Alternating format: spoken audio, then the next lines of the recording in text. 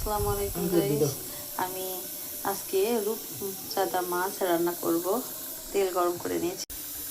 আসসালামু আলাইকুম ভিউয়ার্স, আজকে আমি আপনাদেরকে যে রেসিপিটি দেখাবো সেটা হলো রূপচাঁদা মাছ কীভাবে রান্না করা হয়। প্রথমে আমরা একটি পাত্রে তেল দিয়ে তেলটি গরম করে নিয়েছি। এরপরে রূপচাঁদা সেই পাত্রটির মধ্যে দিয়ে দিই। আপনারা দেখতে পাচ্ছেন রূপচাঁদাটি তেলের আঁচে সিদ্ধ হতে শুরু করেছে এবং মাছটা কিছুক্ষণ ভাজি হয়ে গেলে মাছটিকে আমরা উল্টে দিই।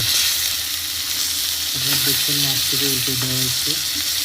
মাছটি উল্টে দেওয়ার পরে মাছটির একটা লাল বর্ণ ধারণ করে, তার মানে বোঝা যাচ্ছে মাছটি সিদ্ধ। দর্শক বিন্দু, আপনারা দেখছেন মাছটি আমাদের ভাজা হয়ে গেছে। এবার মাছটা আমরা তুলে নেব। আপনারা দেখতে পাচ্ছেন আমরা হালকা তেল দিয়ে পেঁয়াজটাকে বেরেস্তা করে নিয়েছি। এরপর পেঁয়াজটা আমরা ভাজবো।